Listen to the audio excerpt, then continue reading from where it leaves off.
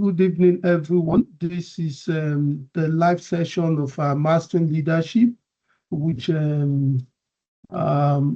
have been on this for about 2-3 days. Now we're closing it with a webinar, and the theme of this webinar is Mastering Leadership for Sustainable Success in the Changing World.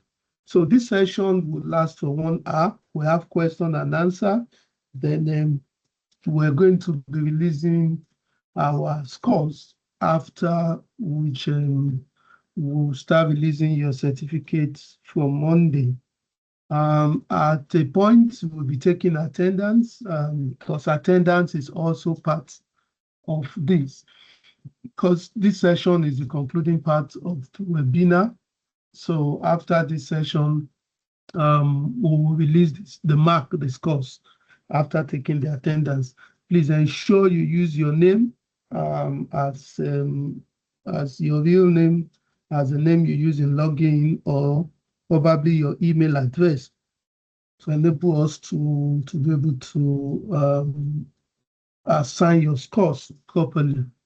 So the objective of this session in the next 1 hour is for us to do a follow-up on the self-class we have done, to understand what leadership truly means, differentiate leadership from management, identify essential leadership competencies, apply practical leadership tools, build high-performance teams, my camera is on me, and lead through change and uncertainty.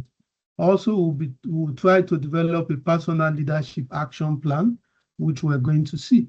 So as an open reflection, we realize that things rise in organization and suddenly things started crumbling. So we'll keep asking, what is the problem?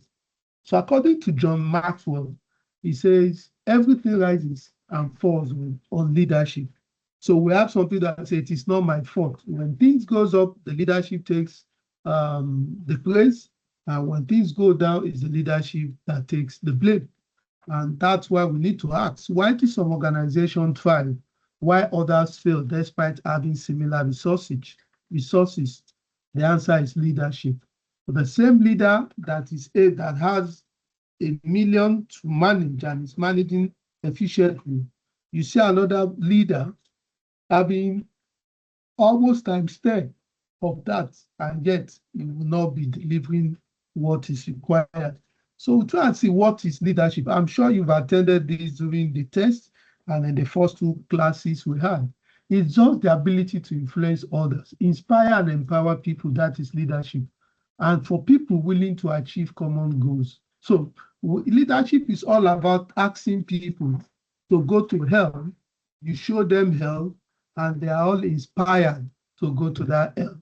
That's just it. You don't need to follow them to hell. You just tell them, yes, you are going to influence them. And they want to be there. They say, no, if this man is just returning from hell, we will have to be hell. We'll be in hell. That is leadership. So leadership is not about the position you occupy. I say, because I'm the MD. No, that's not. It's not the authority you command because of that position. Have you realized some people, even when they are not in power, they tend to carry more influence than those in power? That is leadership. Leadership is not the title. Have you witnessed organization that even when there are crises, the MD call on the cleaner? You are the one that people know his face. Please help me talk to them. That is leadership. And also leadership is not seniority. We can see that even in our kids. It could be the youngest that is ready to lead for others to follow. So it's not about it, but leadership is all about influence. It's all about you having the vision and be able to carry everybody along. It's all about you to offer yourself for service of others and for you to achieve results. That is everything about leadership. And I call this VRSI, vision, service, result with influence, is very key. So you have to have ability to influence people, to follow your vision. And you need to be of service, to be readily available to guide, direct, because you need results.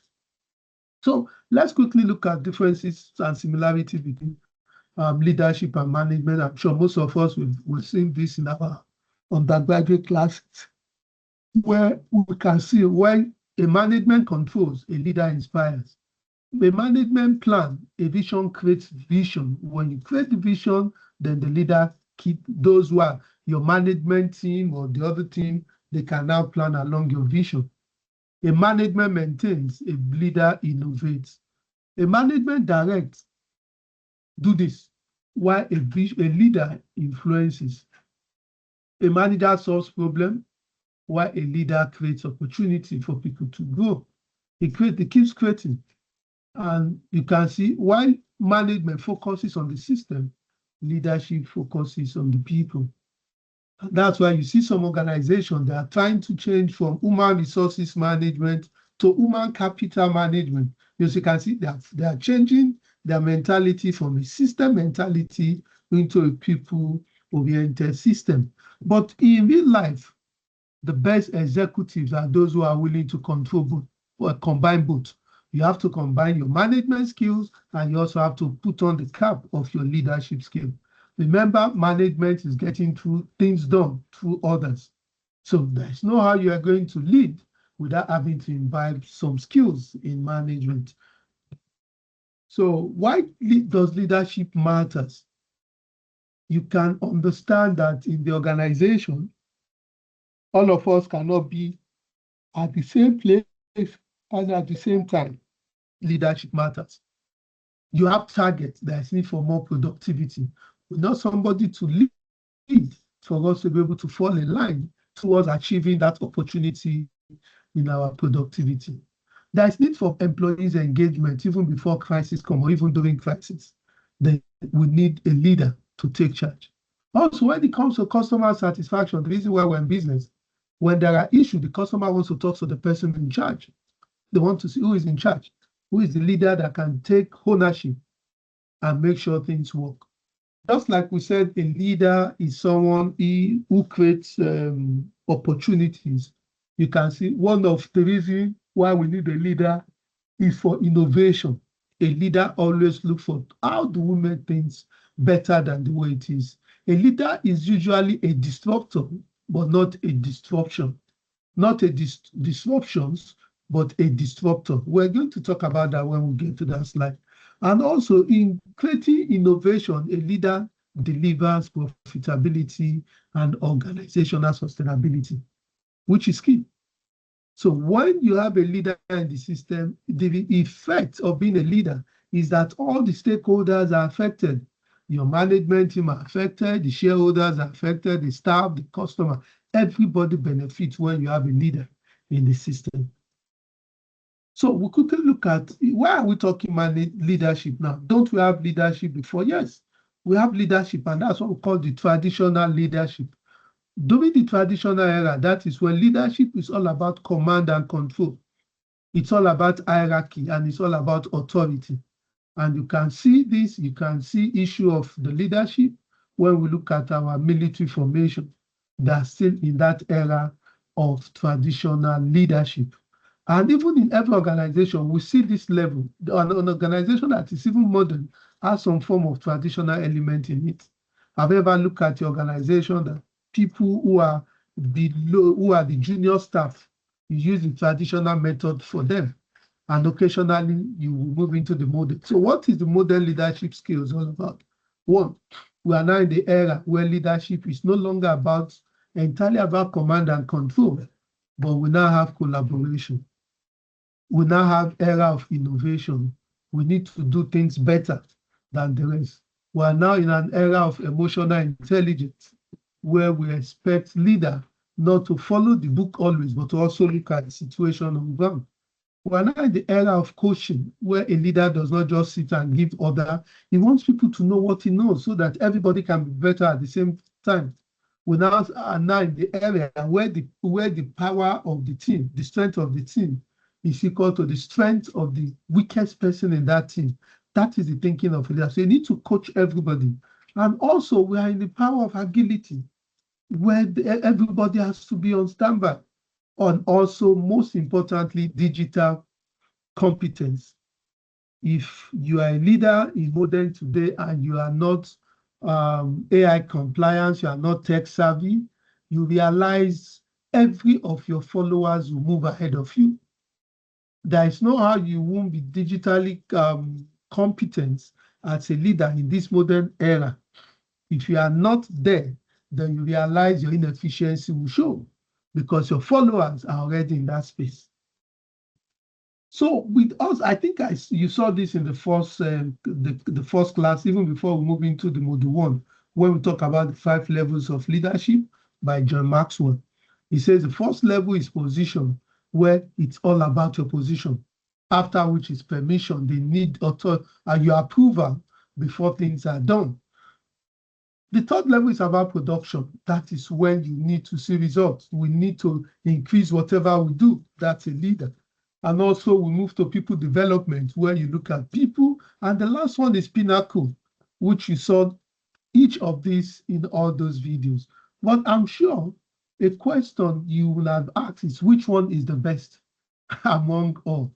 I can tell you none is better than the other. It depends on the level where you are in that organization. Every organization must have all these 5 levels of leadership. All you need to go, which is a question, and the first thing you need to do, write it down. Which level are you currently operating in your organization? Ask yourself, which level am I? It is very important, because when you understand the level you are, you will understand the expectation that is required of you as a leader. Some of us were wonderful leaders, but we're not effective because we don't understand which level are we. So this is very key that we need to understand. And say, okay, this is the level we are in the organization, and we need to walk that talk. So the first question this evening, ask yourself, which level am I?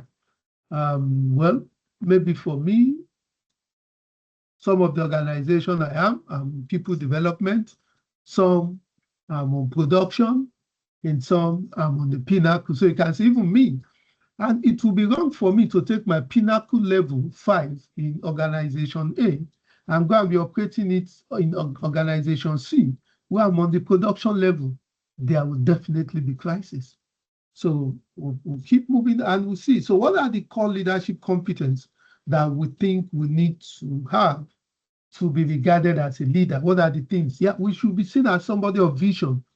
Yes, we should know where we are going. People should know. You should not be the one to be lost. You should be able to give us direction. You should have the vision.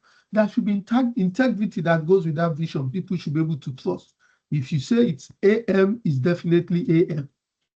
You must be accountable of all the resources, human capital, even time. You should be accountable. You must have courage to be able to at least face some side and say, look, why will this work? Why can't it be better? You must have the courage. Emotional intelligence is key. You should be able to know, yes, even the book says this. Does the circumstances warrant that we still follow the book? It's key, because sometimes when the books are written, things were normal. You get to the field, realize it's a different ballgame. So it is very key that you also consider those. Communication. If you don't communicate, then you are dead. Only the dead man does not communicate in an organization. We expect leaders to be good communicators. When it comes to decision making, we don't expect the leader to shy away.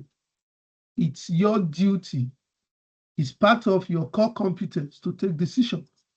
Has anybody realized that the worst decision a manager or a leader can make is never to make a decision when it's time to take a decision? You can see that's the worst decision. Even a bad decision is still a decision taking. Also, you need to be a strategic thinker. You should think ahead of your team and be able to guide them through that thinking. Innovation is entirely your lead. You should be able to learn to do things better than the way it was. And in doing all this, humility is key. You don't know it all as a leader. You should be able to understand your capacity, your limit, and be able to identify the strength in your team to be able to at least make decisions who should be able to handle this. And you now realize when you do this, you just realize even your incompetency is being covered because you are able to identify people who can do some certain skills which you are not perfect in, and take decision using all these core competence competencies, then things keep working when you are there. So we thought said a leader must have emotional intelligence. So let's begin with emotional intelligence. We're probably the next few weeks we'll be having a class on emotional intelligence where you would will also understand yourself and how you can read into people's feeling and what kind of behavior you can also use to counter unproductive ways. We're going to talk about that in a couple of weeks. Just stick to our platform. So what are the components of emotional intelligence? One, self-awareness. You need to first be aware of yourself, and those are the processes we'll go through in that class. Then the second one is self-management. How do you manage yourself? Emotional intelligence is for you to know at home, your wife is your wife. At work, she's your co-worker. And some of us, our wife is our senior. So if you bring that attitude of your husband into workplace, I'm sure you won't have a job in the nearest future, very nearest future. Also, the third one is social awareness. We need also to be aware of the social space where we are. First, about yourself. How do you manage yourself? The third, about the social space you have. And number four, relationship management. You are in a social space. You should be able to manage relationship. And above all, there is need for empathy. Sometimes before you say some certain things to your staff, you first ask yourself, if it's said to me, will I be happy? So those are some, you as a leader, you need to empathize with people even when they are still going to face the punishment. And that is when they'll be happy to face it anyway, which is key. Remember, people may forget your words, but they remember how you made them feel. That everybody remember. And in fact, whenever I'm with him, I don't feel comfortable. Why is it only him? It's because that leader lacks emotional intelligence and doesn't even know people are running away from him. The second one we want to look at is communication. It's key. You have all the competencies, you don't have communication, that leader is in trouble. When we communicate, some of us as leaders, we want to talk to our subordinate, then we send another subordinate to tell his subordinate what his subordinate should know. Along that communication line, there is every tendency for information to miss, to be distorted. So it's your duty that whatever information you are sending is clear, it's transparent, there is no ambiguity in it, and you have confidence in carrying that information. And your information must be consistent. Above all, you need to be an active listener. For example, one of the consistency words is when the organization says, as the manager, you communicate to the waiters through your supervisors. There is need for you to be consistent in that communication route. You don't say, because today I'm talking with the supervisor, tomorrow I'm talking directly with the staff, passing the information directly, then there is no consistency. That means the system in the organization has collapsed because of your lack of respect for communication. Remember, communication is not what you want to say, it's what people understand. Most of us want to talk, but we don't listen. So it is key that we listen as much as we also talk. Another word is we need to learn to build trust, which is one of the currency of leadership. Trust. Anybody that lacks trust, there is no how you'll be able to carry your followers. Remember, the purpose of leadership is followership. So when people trust you, they will listen to you, they will be influenced by you. It's key. So how do you build trust? One, need for you to be honest as a leader. They must see the competency in you that you actually know what you're doing. And they will see that, yes, when we need this person is reliable. When we need him, when he's supposed to be at a point, he's there. He's fair when matters are meant, when decisions are to be taken, when there are conflicts. He's fair. And this is somebody that commands respect and also offers respect. And last but not the least, he keeps promises. So what you cannot deliver to your staff, please don't promise.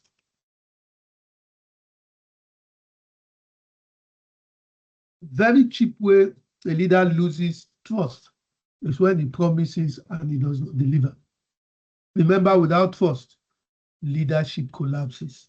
It's very important. So you see, in giving trust, your competency is also part of the trust. So in making decision, I said one of the biggest mistake a leader can make is not to make decision when there's opportunity to make a decision. So how do effective leaders make decision? One, you ask what is the problem. This will enable them to tell you everything about that problem. Two, you ask yourself, what are the options that we have in solving this problem? And what are the risks if we do not solve it? Then what are the opportunities if we solve and we don't solve? Now, who will be affected in our inaction or in our action? And what is the long-term impact? So you can see, before you tell, and you are able to address this objectively, either alone or with your team, you realize 10 out of 10, you are going to make a very productive, effective, and efficient decision. So just you can see 5 what and who. What is the problem? What are the options? What are the risks? What are the opportunities? What is the long-term impact and who will be affected? Then you will have opportunity to make some of the best decisions as leaders. So sometimes we lead people who are high performance team. When I mean high performance, we're talking of people who are more or less like our contemporaries. But among the contemporaries, somebody must lead. Now, at that point, you are leading a performance team. So what is expected of you? Remember, you are leading a team, you're also part of the team. When we say a team is high performance, that means these are people who has capacity to deliver on their own. They deliver on their own, but we need somebody to coordinate so that we don't over-deliver and overstretch the system. So what are the things you need to process? One, we need to share the vision. As a leader, you need to ensure your team shared in the vision. This is where we want to be, and everybody buys into that vision, so that somebody don't keep running when somebody is walking. And we also need to define the roles, who will do what, so that all of us can move together as a team. Remember who says the strength of a team is equal to the strength of the weakest person within that team. After defining roles, we need to understand that it's need for mutual respect. Respect each member's boundaries, what they're supposed to do, and there is need for each to be accountable for whatever resources you have given them. And very important, there must be diversity in your team. Very interesting. And even if you look at our organization, it's created for diversity. Even in the kitchen, there is diversity. Somebody is a pastry chef, somebody is the cook, somebody is this salad chef, somebody is the chef de partie, somebody is the meat chef. So there is diversity.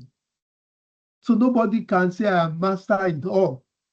So you need to recognize that within the team itself, that yes, each person has a special, a unique ability which we can bring on board to make things work. Also, you must allow for continuous learning. It doesn't mean continuous learning, you have to leave the office to go to the school. Even within the system, Mr. A knows AI, Mr. B knows machine learning. You should be able to create an avenue for Mr. B to teach the entire team what machine learning is, while how he uses it to do his job. And that's why I love it in the hospitality industry. Sometimes we say in our hotel, we have duty manager position. Nobody is a permanent duty manager. We rotate it among ourselves. That is also continuous learning. You can see, for you to be a duty manager, you must be a high performer within that organization. That is also a leadership position. And last but not the least, there must be collaboration among the team. We can't work in isolation, disjointly. We have to come together. Remember, when you are a leader, leadership creates culture, and it's culture that creates performance. It's key. The way you relate with your contemporaries is different from the way you relate when you are talking to people who are far below you. But that is still leadership. You can see that, as I said, depending on the level of leadership you are, it determines the kind of influence you are going to exert.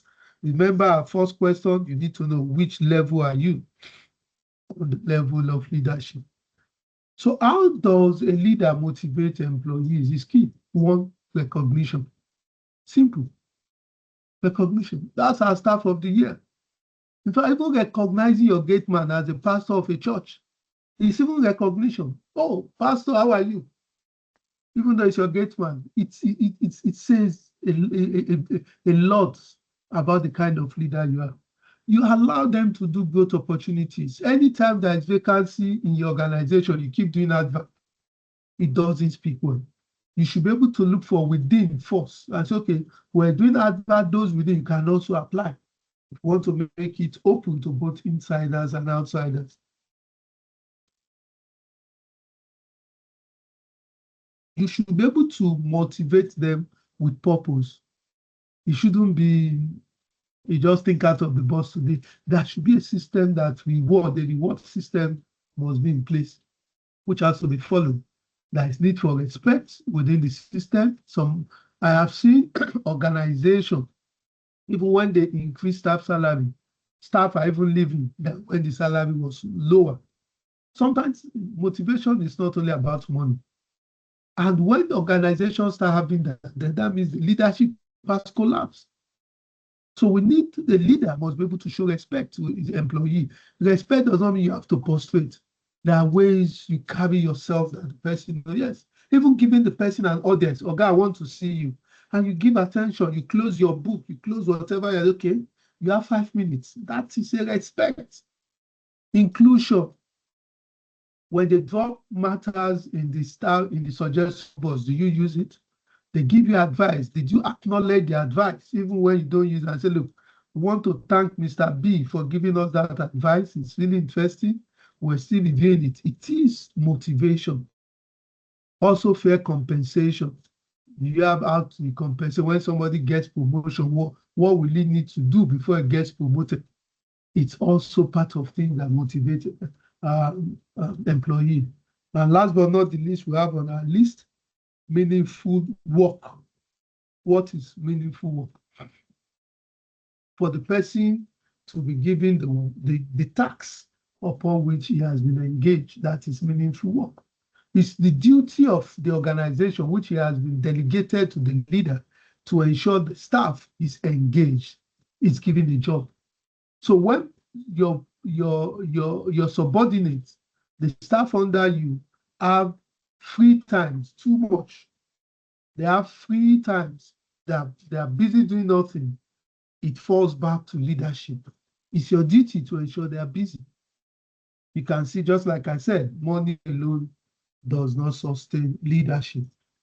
So everything changes nowadays in organization. It's your duty as a leader to also manage that change. Remember, everybody wants change, but we don't want to be part of the process of the change. So when change happens, a leader is expected to lead that change. And change happens in so many ways. We have AI disruptions. We are seeing that every day. AI keep coming.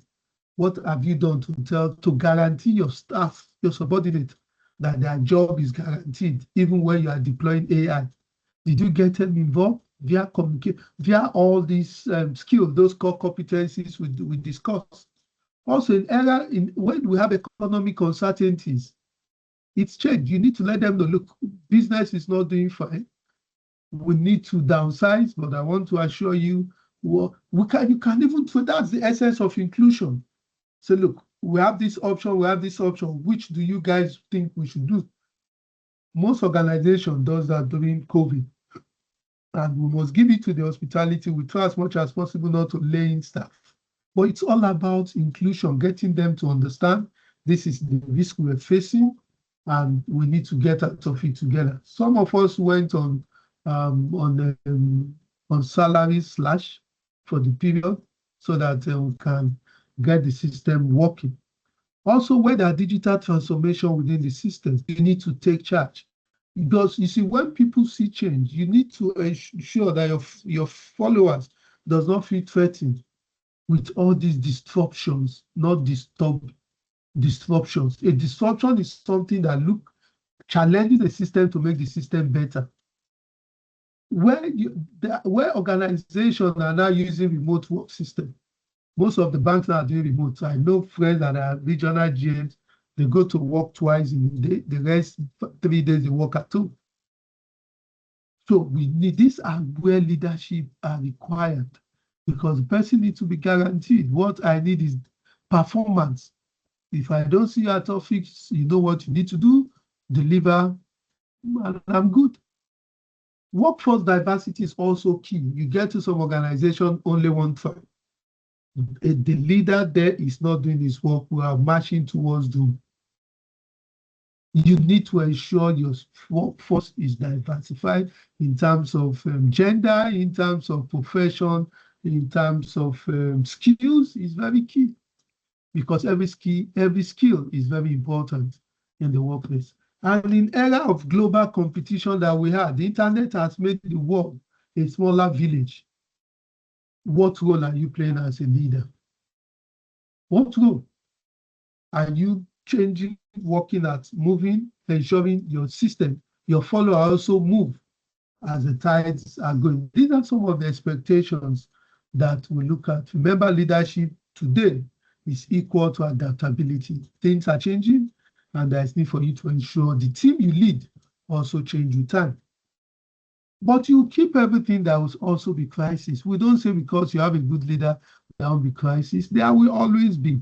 And it's your duty as a leader to manage crisis, not only the good times, also the bad. But when it happens, what is expected of you? You need to remain calm. You are the boss. You are the general on the warfield. Remain calm. Learn to communicate frequently to the people involved so they know where we are going. Yes, this is the crisis. I want all of you to go. We'll get in touch with you. And don't communicate. It's bad. There is fire. We cannot work today. We are working with the fire agency to ensure everything is work. We'll communicate with you. In 24 hours, you send them an email. Yes, we're almost there. And we've been able to identify the cause of the fire. Our work is at restoring the production line 7. Then you have to, so that every member of your team can be rest assured that yes, we understand what is going on. And also, because when you communicate, people feel protected. They'll say, yes, I know what is going on. Also, in crisis, you need to make timely decisions. Remember, the worst decision the manager can make is never to make a decision when there is opportunity to make a decision. All you need to know, the key, know where you belong on the level of leadership. If you can identify faithfully where you're on the level of at least leadership, then you will know how to make a decision. I'll give you another timely decision. As a leader, you realize a decision needs to be made, but you need authority from the next leader. A timely decision is you calling the person and say, "Okay, this is the situation on ground, and I need the approval to do this." That is a decision. Not that it doesn't concern me when Oga comes, we'll deal it. That is a bad decision. You need to be visible as a leader during crisis. Most of us, when there is crisis, when the customer is complaining, the duty manager don't run, go back. He will push the staff, go and resolve it with it. You should be in front. And also, you should always be positive. A leader is not somebody in time of crisis that will not be saying negative things. No, you have to be optimistic and hopeful. Remember, great leaders emerge during difficult times. You can see the color I use, blue, is always hopeful, not danger. So in leadership, what are the ethics of leadership? One, transparency. A leader should be seen as transparent. There should be accountability. What has been given to you, you have to give account of it. Number of staff, the resources, all. There should be fairness in your decision making. You have to take responsibilities for matters that happen under your jurisdiction in your department. Learn to respect other people within your team. And there is need for you to be compliant to organizational rules, standards. It's part of being a leader. You know the limits, power, the power of the limit of your leadership level. It's timely decision making. When you realize I need to make a decision that is not within your level, and you call the person that has the authority to make it. For example, a guest is asking if you want to stay almost a year in your facility, and your decision level is 10%, and you've offered the 10%, and the man is insisting if he doesn't get 15%, he will go elsewhere. And say, because my power is 10%, I can't do anything. You are a bad leader.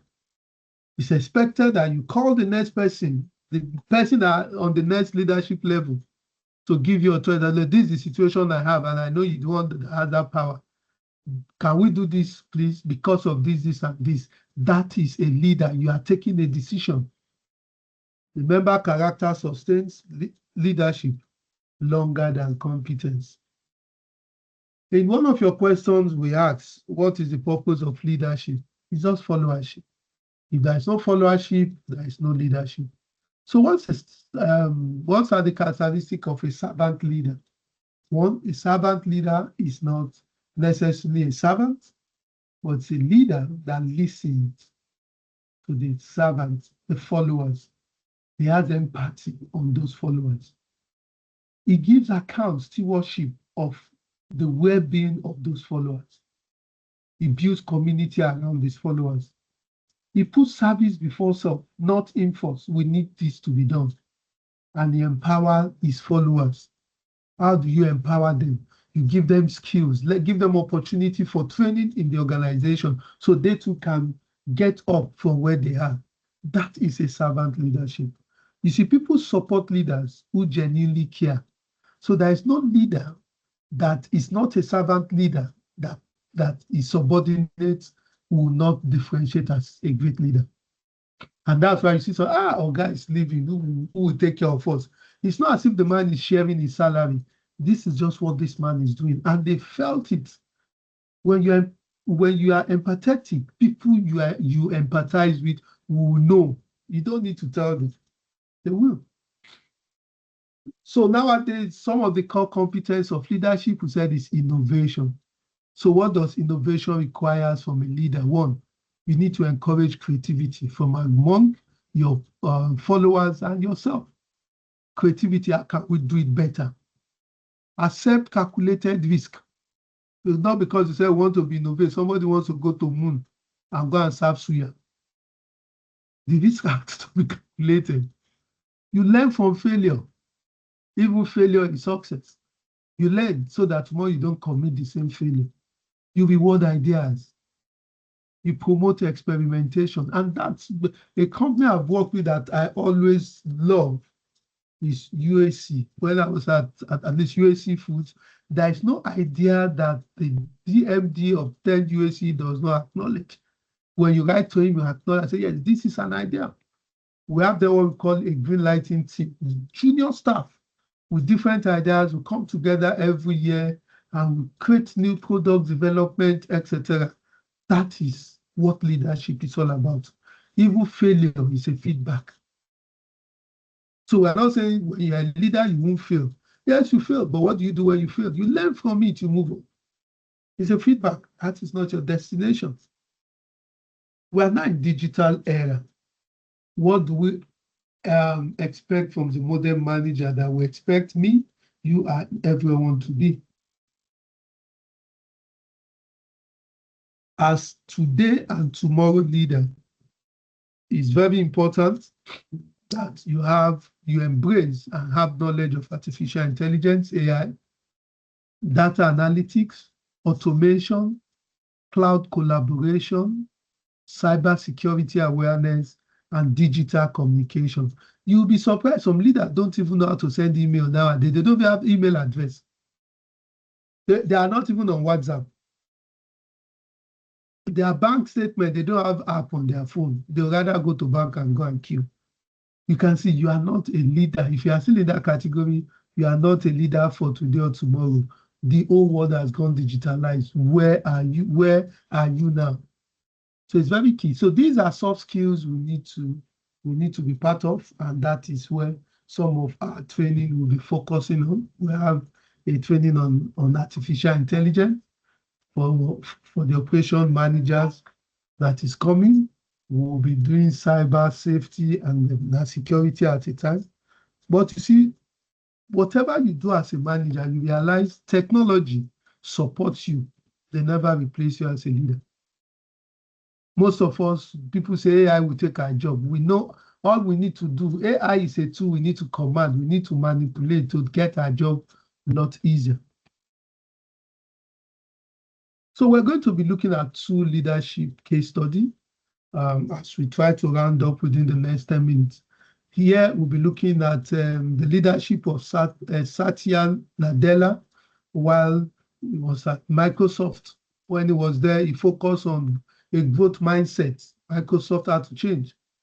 A growth mindset, there is need for innovation, there is empathy in the system, and ensure collaboration. When they develop a product, they allow other tech companies to be able to have connection to their own. Then it creates a learning culture that every system, there must be growth, there must be learning. And when this was done over time, what are the results within the system? Increased innovation. Microsoft was able to create so many products over a very short period of time. There is more employee engagement. Everybody is now innovating, giving ideas. And this resulted in significant growth for the system. You can see this is what leadership is all about. It has a vision, you have to share it. Everybody has to buy into it. It's a growth mindset. We need to be here. And how do we get there? Everybody is part of it. Let's also look at another leadership example, Africa, by Ngozi Okonjo-Iweala, who was a former Nigerian Minister of Economy and Minister of Finance, currently World Bank Managing Director, I guess. In our own case, our leadership style is all about integrity, courage to speak when need to speak, about competence. There is no position she's not competent to occupy. I've been Minister of Finance of Nigeria, I've been Minister of Coordinating Economy. The competence is there for her to be where she is. And when she talks, she does not talk from a myopic perspective. She talks globally. Her thinking is global. When she tried to analyze, she analyzed a small matter and how it affects a bigger world. That is leadership. You can see the competency speaks for whatever she does, and she's also resilient. That is also leadership. So you can see this is more of a personal to you, and people follow you. Yes, she has integrity. She will speak. She has the courage to tell the government during while she was in government, you are spending too much. This will affect the economy. A leader needs to have the courage to speak when you need to speak. When you don't, then you are not the leader that the world needs. So what are the lessons for hospitality leaders? We need to understand as hospitality and tourism leaders that we need to put guests first. Customer must come first. We also need, in putting customer first, involves empowering our employees. There is no how you put customer first without empowering the employees that will serve them. You see? Then we need to build a service culture. We can build it via our SOP and continuous training. We need to drive innovation in the system. Let's reward innovation. There are better ways things that we are doing now can be done than the way it's being done. We need to, and we'll be surprised. The answers, these young people will think they are waiters, barmen. They know these answers, but we never ask the right questions. So they'll keep doing it until when you ask. You also need to maintain quality. Some of us customers, we don't talk. When you realize you are cheating us, we just walk away. We need to deliver memorable experience. That is what most of us are lacking. We think it's all about buying and selling. When customer comes to a restaurant, it's all about the experience, not necessarily the commodity. Remember, when there are crises, the leader must be seen. When the guests complain, the leader should call, ma, somebody's on his way. You do follow up. Oh, I want to confirm if the issue has been resolved. Leadership creates satisfaction. You don't run when customers are complaining. A leader faces it and you ensure things are done properly. So what are the common mistakes we should avoid as leaders? One, micromanagement. Want to do something small, you are now dividing your house into small. You're already killing it. You don't have good communication. You don't have respect for organization line of communication in terms of the system. You have poor communication skills. You shout on people anyhow. Third one, ego. It's real. Some of us, because the day they made us manager, we didn't leave. We just remain in our office. We are manager. We're looking at CCTV to manage people. It's a position. We don't need to let it get to our head. The result matters than our ego. As a leader, you should not be resistant to change. Change is inevitable. When it comes, you are meant to lead, not to challenge it. You don't delegate, you will die. Don't delegate, you will perish. And when you die, the job will continue. A good leader knows what to delegate, how to delegate. We'll try and have a training session on delegation. So you know what to delegate. When somebody delegates his own authority to you, you have no power to delegate. Because it is not your power. You have to give it back to the person that gave you the assignment. I can't do it too. You will delegate it to another person. But when they give you something to do and you give to another person, if anything goes on, you'll be held accountable. Because you don't have power to delegate what is not yours. There's need for us to be consistent. If 11:59 is good morning, let it remain good morning till kingdom comes. And also, when we keep playing favoritism in the system, these people are workers. Nobody is our. You don't need to make sure that which favorism are you saying? If you die today, the job will go, another person will occupy the position. What if they transfer you to another place? What if another person give you a job? Will you carry the person along? These are some of the mistakes that kills our businesses, particularly in hospitality and tourism. So we've talked about leadership. You studied leadership. We write text on leadership. So second question, the first question was you need to rate yourself. Which level of leadership are you operating on at the moment? I just use myself as an example. I'm operating in three different companies. So you just look at. Now, the second one is you need to rate yourself in terms of vision. What vision do I carry where I'm working, the organization I am? How do I communicate between 1 to 10? 10 is the highest, 1 is the least. The integrity that I offer, what is it? What about my contribution to innovation or encouraging people to innovate? What about my team building? Am I able to create a team that I'm proud of? I have emotional intelligence. Am I accountable and am I adaptable? You rate yourself 1/10. When you rate yourself, you'll be able to see which area needs improvement. You don't need anybody to do this for you. Be objective with yourself, then you can now grow. So when you now say, okay, I need support in this area, then you can give me a call, we'll talk about it. I'll be able to break each of them down into tasks that you can now start implementing in your workplace. So it is very important, apart from that assignment, that you also have what we call leadership development plan. In this, you need to do this an assignment on your own, you need to look at one leadership strength that you have. What is your leadership weakness? Look at the core competencies. What are the 3 improvement actions you need to take? Get one mentor who can mentor you in this your drive for leadership. Look for one leadership book you must read, and you must have a measurable goal. These are things that are so simple, but it takes discipline to be able to do this. If you do this outside this course, forget the certificate we're going to give you. Do this and put this training into practice. You'll be surprised that in just few weeks, you too, you know, yes, people will tell you what is going on. You are changing.